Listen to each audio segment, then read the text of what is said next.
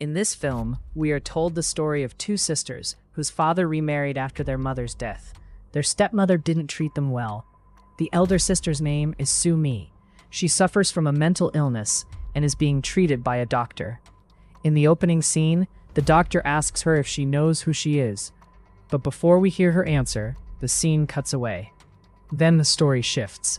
Both sisters and their father are returning home. They love each other deeply and are laughing together. Hearing them laugh, their stepmother calls them inside. Sumi already knows that her stepmother will complain about them. She hates her deeply.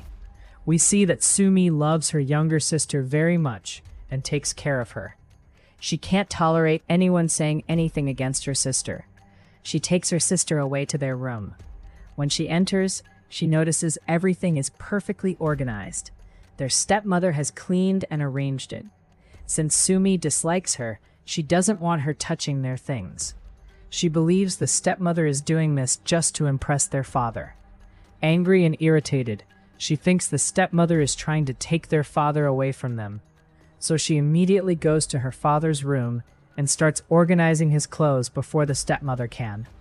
When the stepmother sees this, she angrily says, "He's not just your father, he's my husband too." Later, we see Sumi's father talking on the phone. He says, "Things are getting worse here. It's a good thing you're not here." He mentions that Sumi isn't well, so he invited his brother and sister-in-law to visit, hoping it will help her feel better. The stepmother claims that she invited them. Soon, Sumi and her stepmother argue again. At night, the younger sister has a nightmare where her stepmother is scaring her. She runs to Sumi, who comforts her and holds her until they both fall asleep. But this time, Sumi has a nightmare. She sees her real mother covered in blood, and blood on her younger sister's body. She wakes up and sees her mother's spirit in front of her.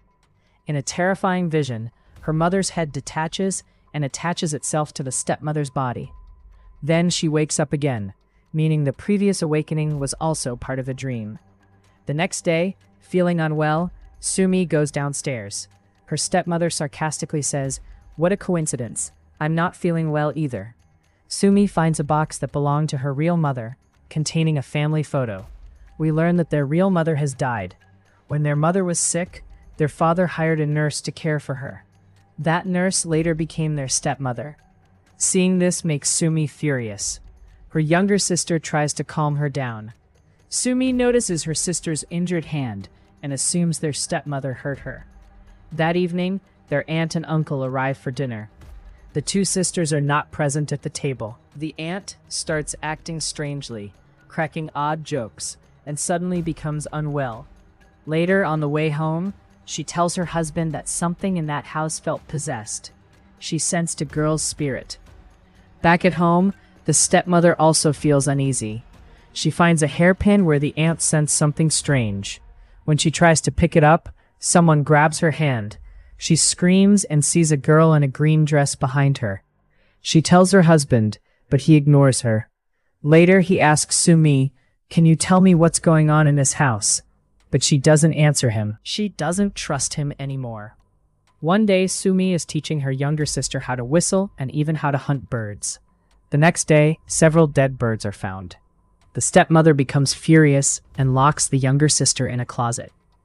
Sumi rescues her and hugs her. Then their father arrives and asks what happened. Sumi screams, "Can't you see how she treats us?" That's when her father says something shocking. "Your younger sister died a long time ago." As he says this, the sister slowly steps backward and disappears. She was never there. She existed only in Sumi's imagination. We learn that after her sister's death, Sumi developed severe psychological trauma. That's why at the beginning of the movie, she was shown in a mental hospital. The next day, she imagines her stepmother beating someone inside a sack. She thinks it's her sister, but again, it's her imagination. Eventually, during another argument, the stepmother tries to attack Sumi, but suddenly the scene shifts. Her father is speaking gently to Sumi and asking her to take her medicine. The camera angle changes, and we realize the shocking truth. There is no stepmother. Sumi herself has been acting as the stepmother. The house has only two people living in it, Sumi and her father. Her mother and sister both died long ago.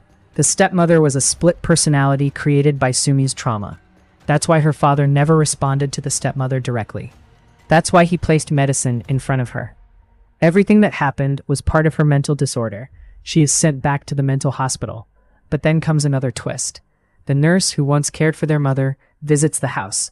In the hospital, Sumi hears someone whistling. The nurse hears it too. Sumi realizes her sister never knew how to whistle when she was alive.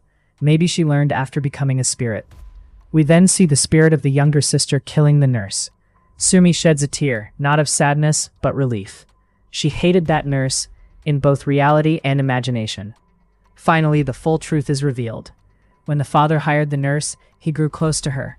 The aunt and uncle supported him, but Sumi and her sister hated it. Their mother, already mentally unstable, attempted suicide by hanging herself in the closet. The younger sister discovered her mother and tried to save her. During the struggle, the heavy closet fell on her, suffocating her to death. The nurse arrived upstairs. Sumi blamed her for everything. The nurse said she never intended any harm, but warned Sumi that if she continued thinking this way, she would regret it forever. That trauma shattered Sumi's mind, and that is how the film ends.